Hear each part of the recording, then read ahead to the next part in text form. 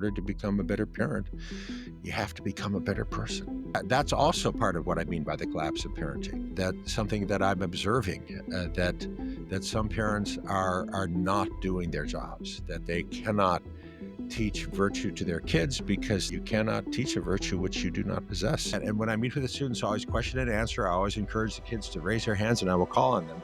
And a boy raised his hand and I called on him and he said how he comes home and he's trying to have a conversation with his mom. And his mom is not looking at him. His mom is scrolling through her Instagram, tapping on her Instagram, giving distracted one-word answers, really not paying attention to her son. And it just broke my heart that here this boy is telling the entire middle school that his mom would rather look at her Instagram than talk to her son. How is she supposed to teach him anything? Well, she's not. This is such a great conversation to have today because you are known for writing a great book called The Collapse of Parenting. And this is something that I think everybody in the country is talking about, especially right now. Since you published this book, do you think parenting is getting better or maybe progressively worse? Well, I think the challenges that parents face are getting worse, without a doubt. And a lot of people misunderstand the title when they see the title, The Collapse of Parenting. They think I'm blaming parents. I'm not blaming parents. I'm blaming American culture. American culture is undermining the authority of parents to do their job. And what's happening right now in the United States is throwing challenges at parents that parents are not uh, aware of in many cases. Um, and so parenting is collapsing, not because parents aren't trying, parents are trying, but because the culture is undermining their authority and because they're having to deal with things, some of which parents have never had to deal with before. It's very challenging. I think it's interesting because as a parent, I like to remind my wife and myself on a regular basis that we are imperfect and we are doing the best that we can and we fail a lot. And so if we're doing the best we can and we're failing a lot, we're also learning a lot. And we have two sons I was mentioning to you earlier who are both teenagers, 19 and 16 in a couple of days. So we are aware of the challenges and so many of our friends and family members also have these challenges in parenting and we're all choosing to raise kids a little bit differently. I recently made a video talking about how modern parenting is failing and a lot of it in the video I was talking about the lack of discipline, the lack of accountability that we're applying today. And I'm just curious of your insight. I think we got a lot of people that ruffled feathers because I was talking about how discipline plays such an important part of parenting. And I don't mean discipline in aggressive hitting and punishment. I mean just creating boundaries for children. I feel like today there's so many open boundaries and it becomes more and more challenging just sitting in church, going to out to dinner. There's just not a lot of connectivity anymore and it seems to be a really big challenge. I'd love to get your insight on that. So the first edition of my book, The Collapse of Parenting, was published way back in 2015, and the publisher invited me to write a new edition, which was just published. In the new edition, I talk about this phenomenon of gentle parenting, which really was not a thing 10 years ago, but it's become quite popular. So the new edition opens with a story from my own practice. I'm a family doctor. And mom brings her daughter into the office, and mom explains her daughter is sick and she has a fever and a sore throat. And so after mom has explained this, I say, okay, time to take a look. Would you please open your mouth and say, this girl's 6 years old? And daughter shakes her head, no. And I say, okay, mom, looks like I'm going to need your help here. Would you please ask your daughter to open wide and say, ah? And mom says, her body, her choice. Okay, so my body, my choice, longtime slogan of abortion rights activists, and more recently adopted by activists opposed to COVID vaccines. Mom is using that slogan to defend her daughter's refusal to allow me, the examining physician, to look in her throat. Look, in order for parenting to work, parents have to have authority. Uh, we can argue about what gentle parenting means, and different gurus have different definitions. But one thing they agree on is that gentle parenting means letting kids decide. That good parenting means letting kids decide. Well, good parenting doesn't mean letting kids decide. That's basically a really bad idea. Uh, and that's not a guess. We've got lots of good research on this, and I present that research in the new edition. Uh, Good parenting requires parents to teach their kids right and wrong. Look, children are developing for more years than most animals live. A 4-year-old child has barely begun. A 4-year-old horse is a mature adult, and a horse is a bigger animal than a human. So development is not primarily about biological maturity because horses get it done in 4 years. The Kentucky Derby is raced with 3-year-olds. Humans, as I said, are developing for more years than most animals live. Why? Why does it take so long? Well, we don't have to guess. We have scholars like Dr. Melvin Konner at Emory, who's devoted his career to studying this question, comparing development in our species with development in other animals. He wrote this 800-page tome called The Evolution of Childhood, Oxford University Press, comparing development in our species with development in other animals, especially other primates. Why does it take so many years? And the answers the scholars give is that it takes so many years because it takes many years for parents to teach their child right and wrong. But teaching your child right and wrong requires that you teach from a position of authority. If you're talking to your kid about not cheating on a test and you say, I personally, I don't think I would cheat because that's just not my thing. But hey, you do you, whatever floats your boat. You're not teaching anything. In order to teach right and wrong, you have to teach from a position of authority. But when you abandon that authority, when you adopt the perspective of gentle parenting, that good parenting means letting kids decide, then you have set your child adrift. And if they live in the United States and they have a device with internet access, so I quote an op-ed published by a longtime columnist for the New York Times, Jennifer Finney Boylan, in which she wrote a column about enlightened parenting, in which she asserted, and I quote, enlightened parenting means setting your child free to discover for themselves their own right and wrong. And if in so doing your child becomes a stranger to you, then so be it. End quote. That's enlightened parenting, according to the New York Times. Well, if you follow that advice, which is a good summary of gentle parenting, set your child free to discover their own right and wrong. And if your child becomes a stranger to you, then so be it. That's Jennifer Finney Boylan. That's the New York Times. Well, if you set your child free and they have a device with internet access, what they will discover is SZA, is Bruno Mars, is Drake, is mainstream pornography. It's a very toxic culture full of profanity and sleaze. And this is incidentally a major factor that is driving this collapse of parenting, is this culture of disrespect and sleaze. Uh, and it is a toxic culture. And this is not a guess. It is not a guess. Jonathan Haidt has enjoyed enormous success with his book, The Anxious Generation, published 1 year ago, March of 2024. Still a huge bestseller right now as we speak. And one of the big questions he claims to answer in the book is, why has there been this enormous rise in anxiety and depression among American kids over the last 15 years? And he asserts it's because of screens. Social media and smartphones are driving this rise in anxiety and depression. He says we got to lock down the phones and lock down the social media. One thing he doesn't address or even mention in his book is that this rise in anxiety and depression that is so prevalent in the United States and in Canada and in the United Kingdom and in Australia is not observed, for the most part, outside of the English speaking world. It's not observed in Spain. It's not observed in Greece. It's not observed in Russia. He never mentions this in the book. But kids in Greece and Russia are just as likely to have smartphones and just as likely to have social media as kids in the United States. We know this.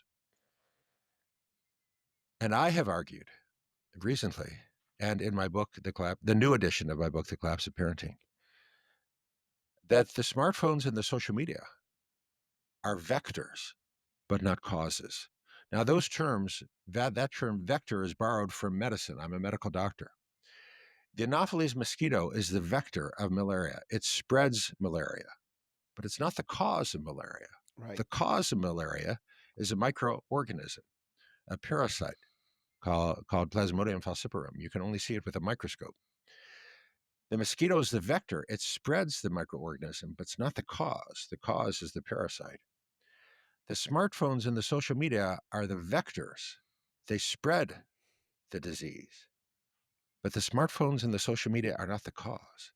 The cause is this toxic American culture of disrespect and sleaze. And kids in Greece and Russia aren't becoming depressed, aren't becoming anxious because they're not exposed to the toxic culture.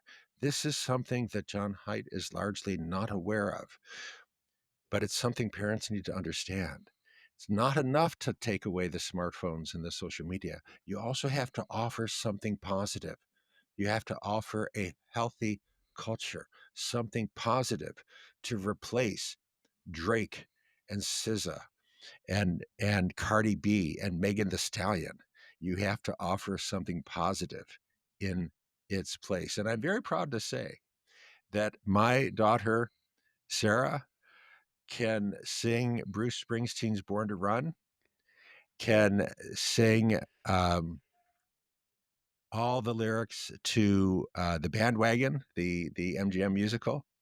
And she has started a small, well, actually not that small, group of kids at her high school who know all these songs as well. There's a lot of good stuff in American popular culture.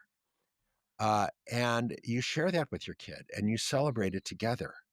A lot of the stuff right now in American popular culture is pretty bad, but you find the good stuff and you share it with your kid. Yeah, it's really interesting. I couldn't agree more, and it's very challenging. My wife and I'll go to church on a Sunday, and we watch the total disruption. Now, keep in mind, we had young kids, and we know that young children have moments where they have to express themselves. They have to be taken out of the service or whatever it may be. But we're not talking about young children. We're talking about kids that are 4, 5, 6, 7 years old. They're eating snacks. They're walking around. They're talking in full volume voices. Like zero level of respect has been taught, even in an environment like that, which is mind boggling to me. To the point where you're sitting there and you're like, both of us are looking at each other like, we do the little hand grab or something. We're like, we're trying not to be judgmental as we're in a place where we're trying to get better as faithful humans. But it is very frustrating from a parenting perspective. And I watch my boys watch this type of thing and it frustrates them because we've brought them up in a way where they understand accountability, where they understand success and respect. And they've also played a lot of team sports, which I think is very valuable because they've also learned accountability to other people, they've learned discipline in other ways, and it's now reciprocal in their lives in so many other patterns and necessary instances. So, I look at these things and I think everybody seems to want. I had somebody tell me that they wanted they my boys are great. They're respectful, they're great young men. I love everything about them and how they are being raised. And I remember having this conversation where I said, "Yes, but you can't get to this without having these foundational things that go with it, which building a foundation of respect and accountability and discipline. These are boundaries that kids need."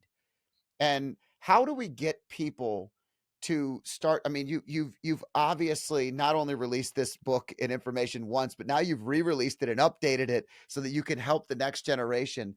What are the steps that we take? What are the things that we do to help bring this next generation into a place of respect and accountability and discipline again, where kids are going to survive and be more successful? Well, I share your concern about some of the parents. And uh, as I tell parents, you cannot teach a virtue which you do not possess. And when I visit schools, very often the format is a morning meeting with the students, afternoon workshop for teachers, and evening presentation to parents. Uh, and I was at a school in Maryland, and I was at a middle school, and I was saying to the students, I was saying, All right, so this evening I'm going to meet with some of your parents, and I'm going to tell them to lock down social media. I'm going to share with them some parental monitoring apps, and I'm going to tell them no social media, and that's because social media is toxic. So no social media. And when I meet with the students, I always question and answer. I always encourage the kids to raise their hands, and I will call on them.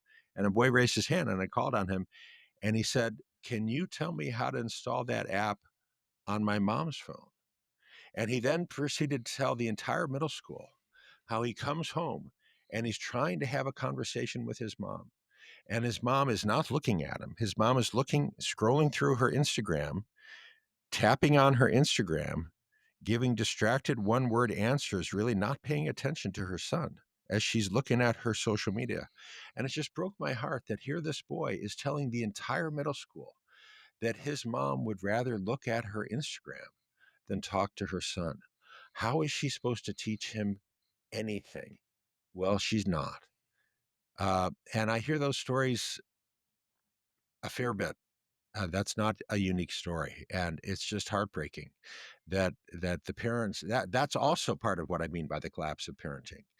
That something that I'm observing that some parents are not doing their jobs, that they cannot teach virtue to their kids because they don't have the virtue that they need to teach. You cannot teach a virtue which you do not possess. In order to become a better parent, you have to become a better person. So I'm trying to inspire and motivate parents. You can change. You can become a better parent. You know, something as simple as the in our family, we have a Sunday night dinner where my mom and dad have been hosting us over for Sunday night dinners. Since I was in college, I would come home and come back, and we'd have a Sunday night dinner before going back or whatever it may be. And then once we all started our families, we started to come back every Sunday, and it's become something. It's now called SND in the text chain. So in the family text chain, it's this week's menu on SND, Sunday night dinner. And but now we're in the next generation. My little brother, who's 13 years younger than me, has a month old and a 1.5 year old. And so the next generation starting, my sister has her first grandchild, and her family's there. And so we have this reset every week where we can talk about important things in the family. We can share wins and challenges. We sit around the table. But in my family, we did that almost every night of the week. And we did that with my boys almost every night of the week. Even when we had soccer practices, we would eat early or we'd eat late, and we would sit down together. And I think the boys are even shocked at how many times they go out and they see people not sharing meals together and just having a conversation without their phones. I think that's a lovely idea. Two comments. First of all, in my book, The Collapse of Parenting, I share research. We have, for example, Frank Elgar and his colleagues who interviewed more than 10,000 adolescents coast to coast and asked them in the last 7 days, how many evening meals have you had at home with at least one parent? Zero, one, two, three, four, five, six, seven. And then for each of these 10,000 kids, they quantified anxiety and depression and positive well-being, and they found a huge effect, not just going from 0 to 7, but at almost every step along the way, just going from 5 eating meals at home with a parent to 6 eating meals at home with at least one parent. You see a significant decrease in anxiety and depression, a significant increase in well-being. You have to fight for evening meals at home with a parent. And again, I see parents picking up their kids in car line, and they're gonna, and you talk to the parents, and they're taking their kid to travel team soccer and then to computer coding class, and they're going to eat a sandwich on their way from travel team soccer to computer coding class. And the unintended message they're sending to their kid is being amazing and doing all these activities is more important than relaxed time at home with family. Don't send that message. Cancel computer coding class. Relaxed time at home with family is more important than doing all these activities. That's point number one. Point number two about what you just said is multiple generations. I'm such a believer in that. 17 years ago, I've recruited my wife's parents to move in with us so that my daughter would grow up with three generations in one home. And it was a wonderful decision. We've never hired a babysitter. My daughter has never known hired help in her life ever. There's always been adults in the home. You know, you talk to anthropologists, and I've talked to quite a few anthropologists in the course of writing my 4 books. And the anthropologists will tell us that for most of the last 10,000 years, children grew up with multiple generations, and aunts and cousins and grandparents was the lived experience of children. This notion of the nuclear family, a child growing up with a mom and dad, and that's it, is a very modern invention. It's not the way most humans have lived in most times in most places. For most of the last 10,000 years, children grew up with an extended network of family in a village with cousins, aunts, uncles, and grandparents. That's what we evolved for. And so I love what you do with your Sunday evenings. You want that. You want that. It just feels so right. Kids need a network, not just, I mean, it's great to have a mom and dad, but it's not enough. You need more. Yeah, and they learn so much from those dinners. Number one, in a big Italian Catholic family, you learn that you have to speak up to be heard.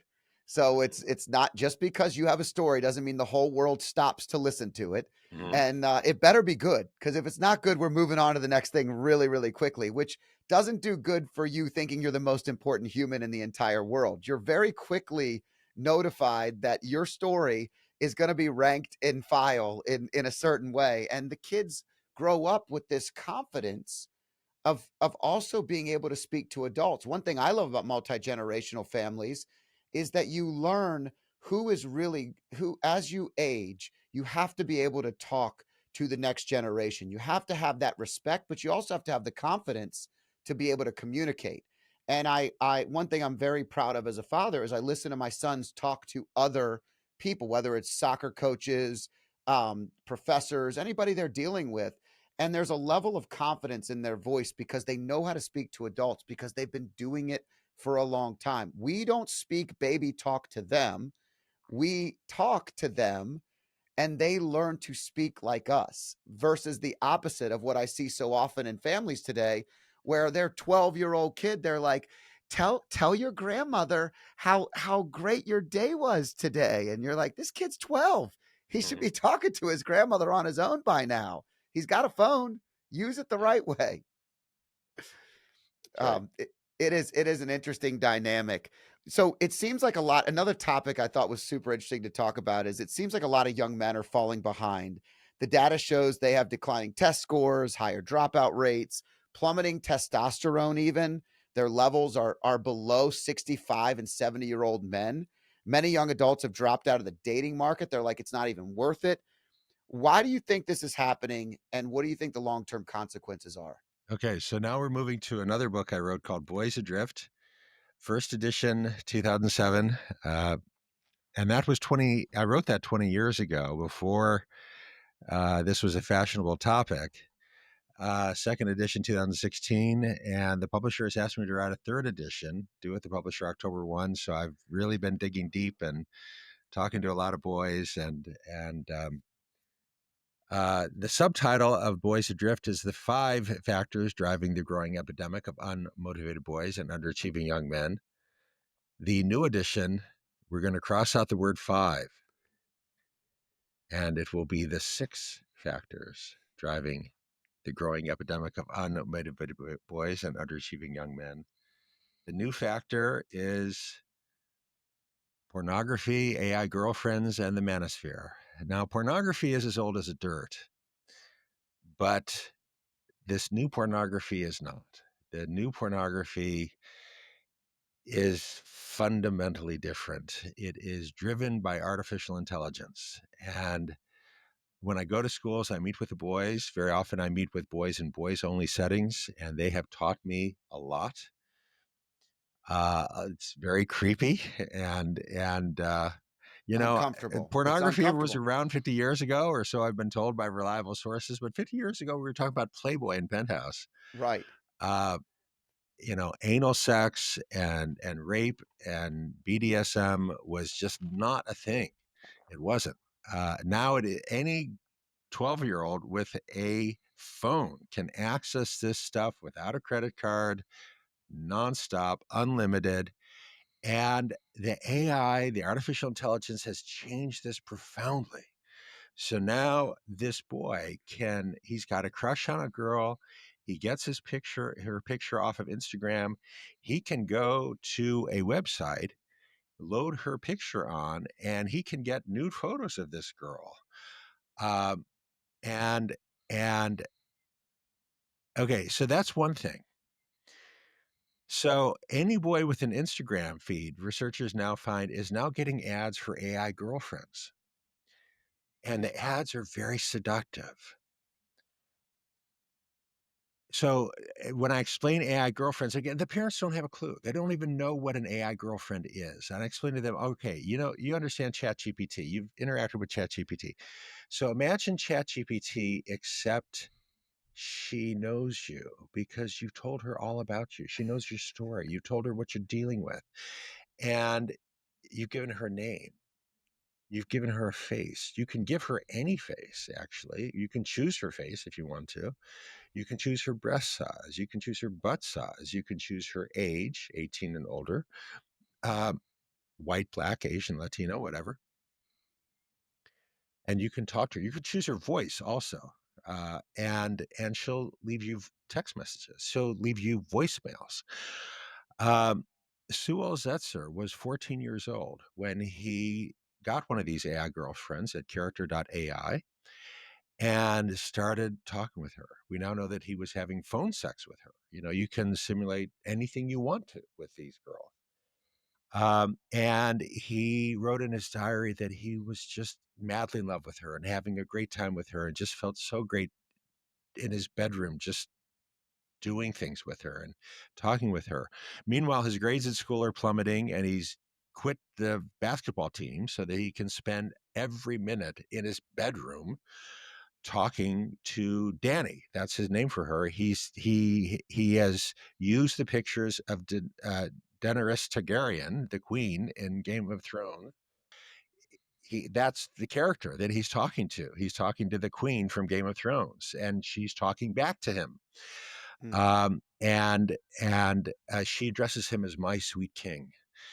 And and the chatbot goes off the rails and starts hinting that if he kills himself, he will join her in the afterlife. And she says he can't wait for him to join her. And he says, well, how about if I join you right now? And she says, that would be great. And so he picks up his stepfather's handgun and blows his brains out.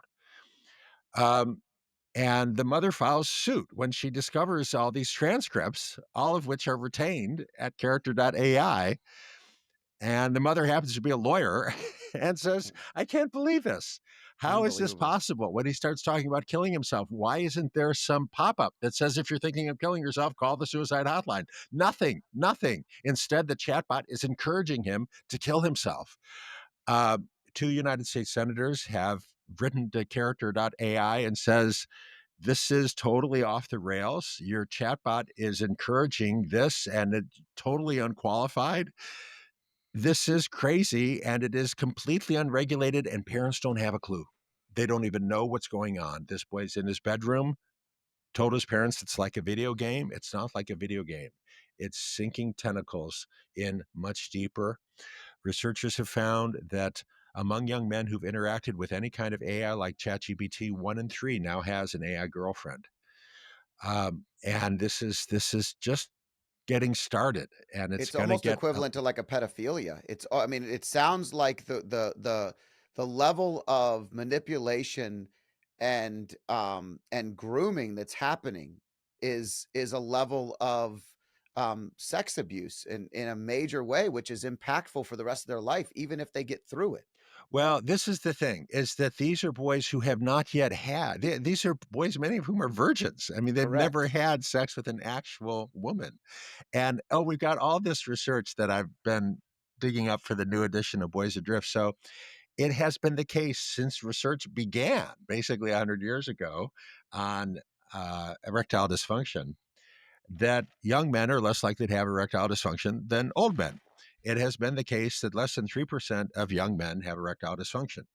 And you don't get a lot of erectile dysfunction until you're over 40. Not anymore. Right. Now, young men are more likely to have erectile dysfunction than 50-year-olds. 20-year-olds are now more, 20% of 20-year-olds now have erectile dysfunction because this 20-year-old started masturbating at 14 with all this porn. And he's been masturbating over this pornography at 14, 16, 18 years of age. And now at 20 years of age, he's with an actual woman. But guess what? She doesn't look like a porn star. She's not wearing lingerie. And you know what? The salami will not salute. And I'm a family doctor. And I cannot tell you how many times I've seen a young man who comes in and the reason for the visit is cough and cold. And he says, I actually don't have a cough and cold. Um, I can't get it up. And I need you to write me a prescription for Viagra. Oh He's my too gosh. embarrassed to tell the receptionist why he's there. I am prescribing way more Viagra for 20-year-olds than I am for 60-year-olds. This is a thing. This is happening all the time now. Um, and it's now well documented that 20-year-olds are more likely to have erectile dysfunction than 50-year-olds because they have been raised on this hyper intense pornography that was not even a thing 20 years ago. And this brings me to the third component of this new factor, which is the manosphere. So the Netflix show Adolescence has now become the third most watched Netflix show in history, which is remarkable because there's only 4 episodes. But the show is fictitious. It depicts a 13-year-old boy who's basically pretty normal with pretty normal parents, but he kills a 13-year-old girl with a knife, stabs her 7 times after she mocks him for being an incel.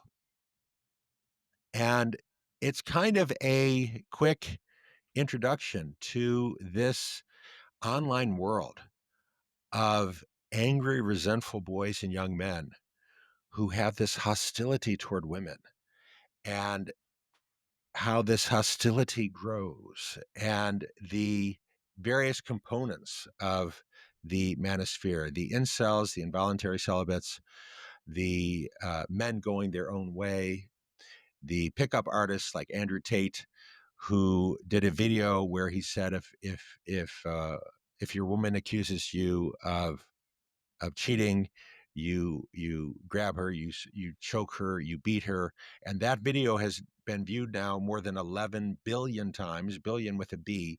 The essay in which that claim was made, I didn't believe that claim.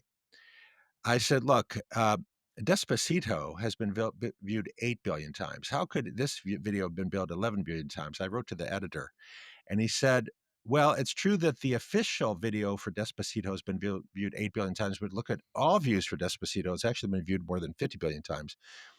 Uh, the Andrew Tate video is across many different platforms, Right. not just TikTok, but YouTube, and it has been viewed over 11 billion times.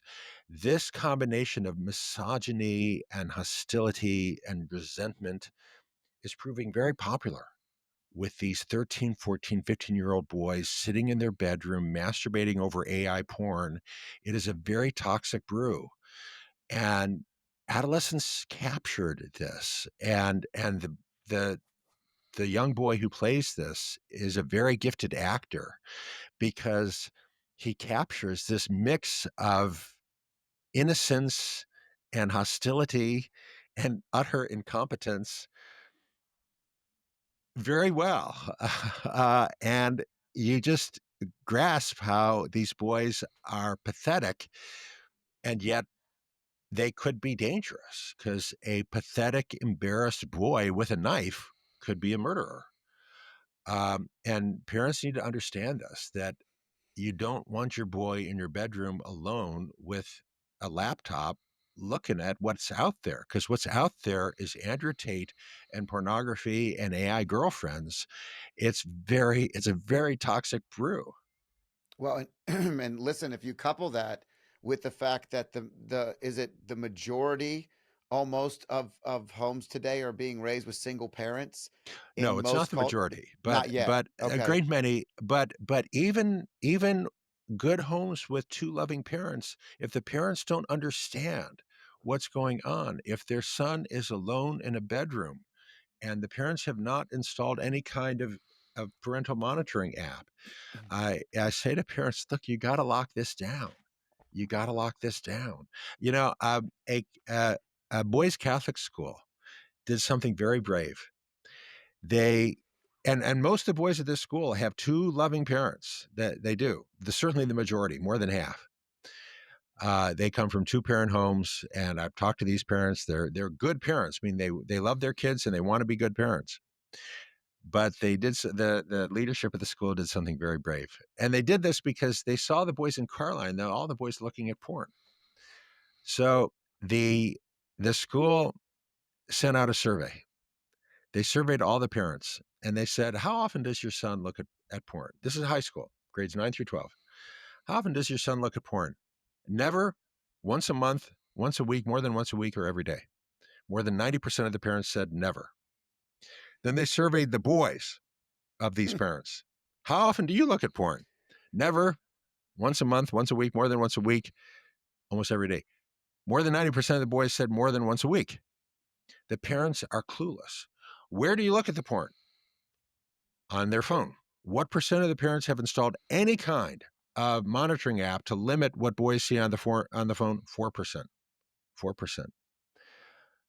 Parents need to understand this is a new world. This is not the world you grew up in 20 years ago. You've got to install parental monitoring app on your kid's phone.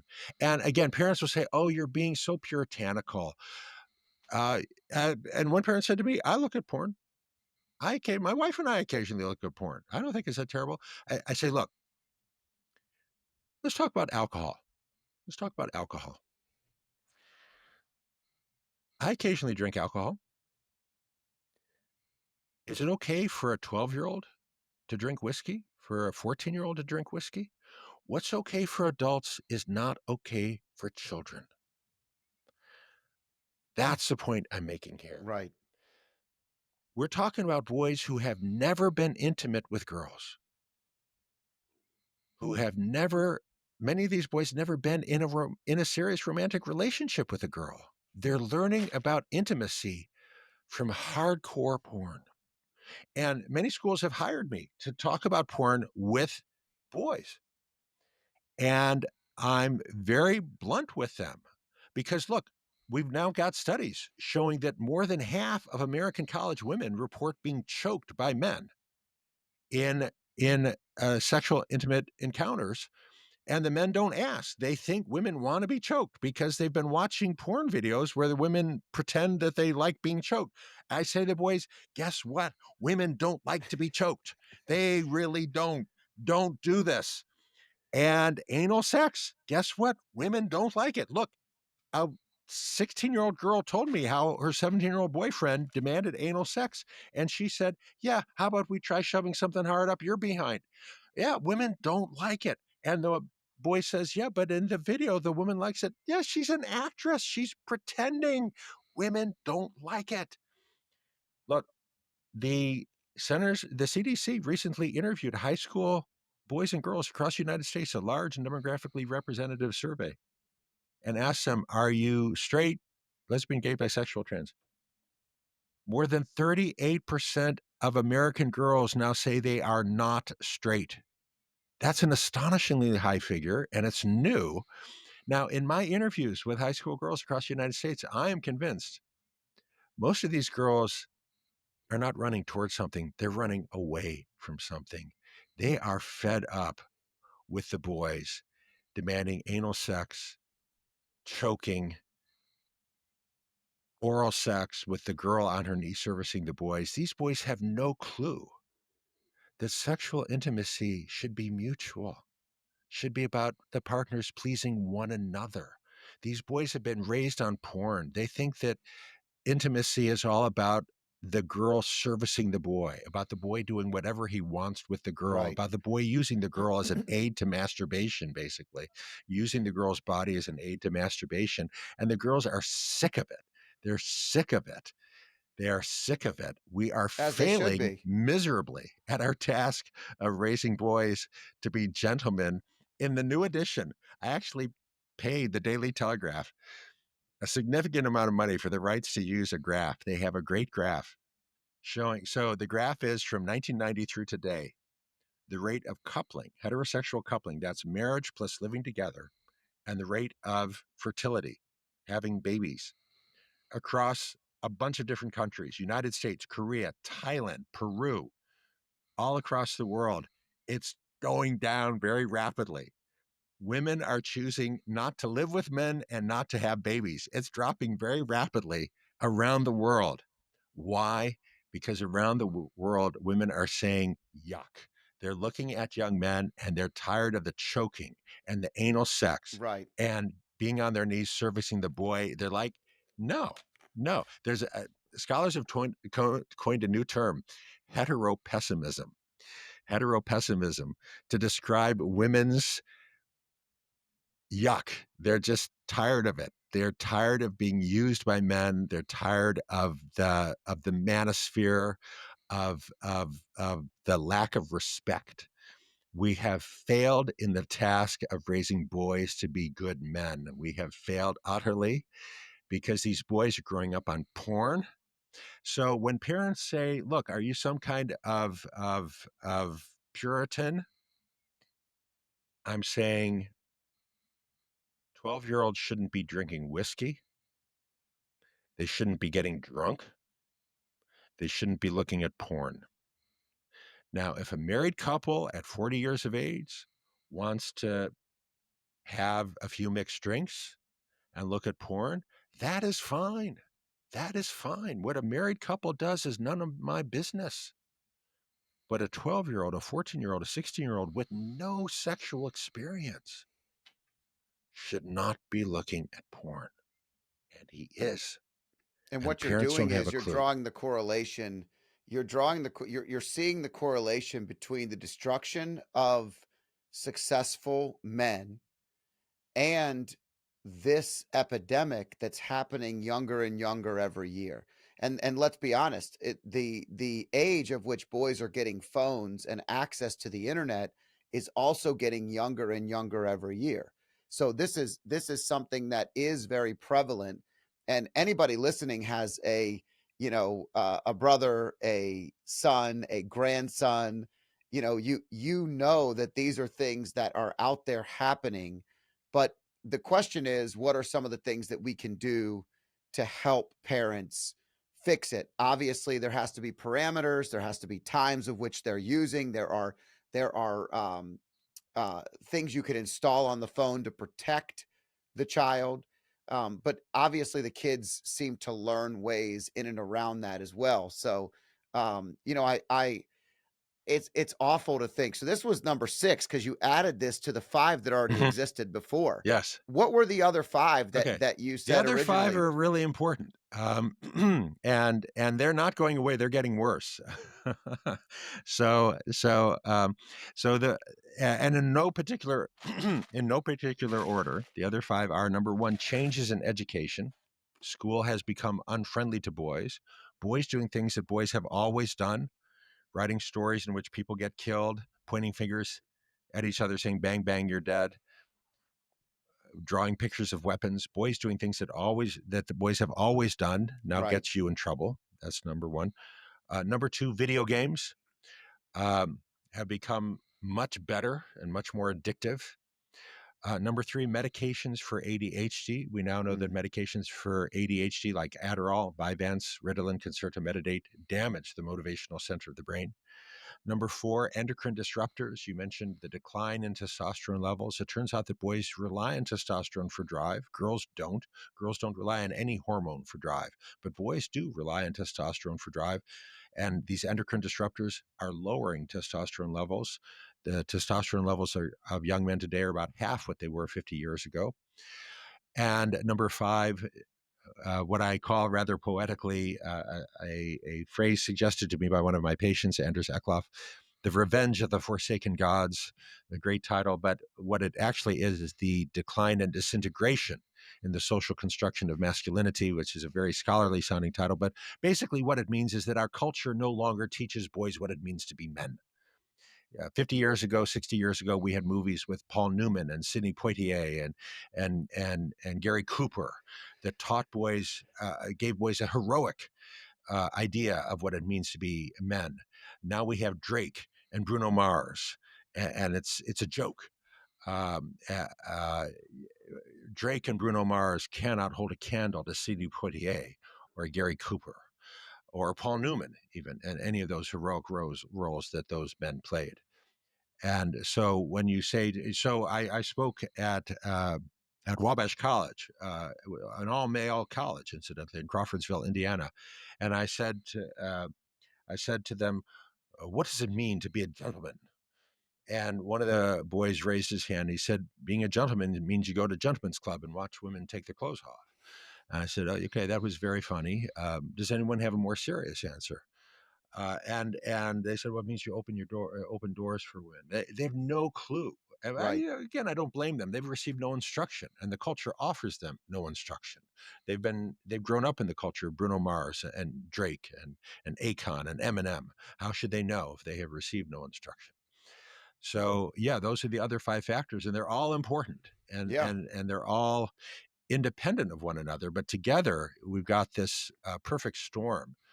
And the result is boys sitting in their bedroom, looking at screens, and Losing talking to their themselves. AI girlfriends. Yeah, they're losing themselves. I mean, it's funny. It goes right into. I recently had a video do well on TikTok and Instagram, and it was talking about how my father used to say in the '80s that we he would turn off shows because every show was beginning to emasculate men. So every show, the man was the idiot, the man was the secondary leader. The man was not a partner. He was just some dumb guy who was showing up in the room. It was like Hollywood was and of course, I used to think my dad was crazy at this point in time. Like, Dad, everything can't be bad.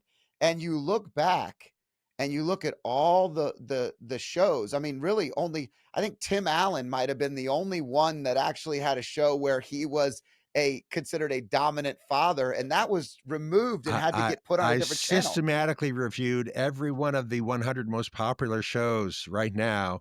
There is one show on American television which depicts a father as reliable, productive, and competent. That one show is Blue Bloods, starring Tom Selleck. It is a unique show because it does portray a father as competent.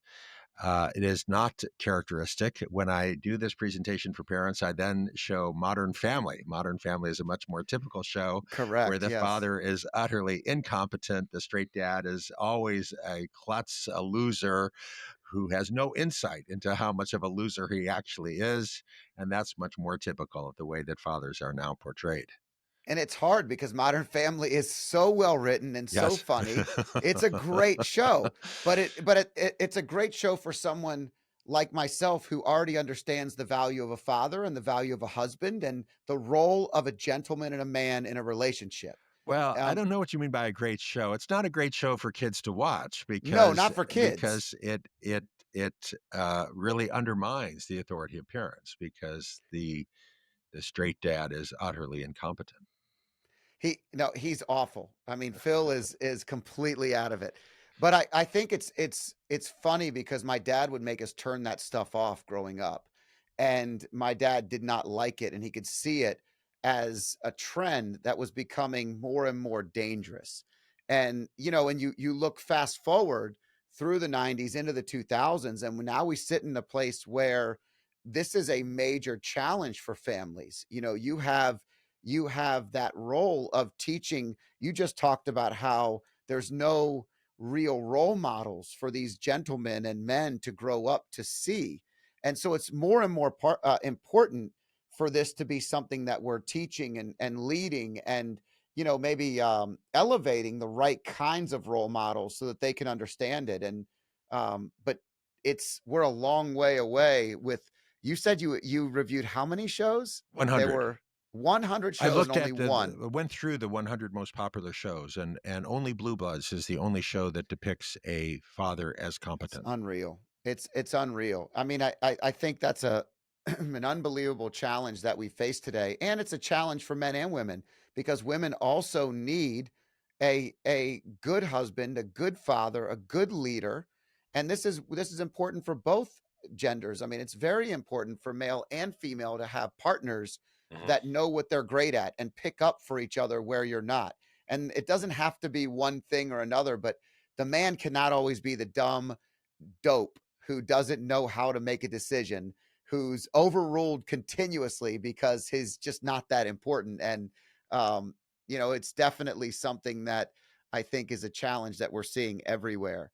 Well, your topics are very pertinent to today's pop culture, and they're really important to help raise strong boys so that we don't have to repair broken men, as Frederick Douglass said. It's one of my favorite quotes. Mhm. And I'm a big proponent of mentorship.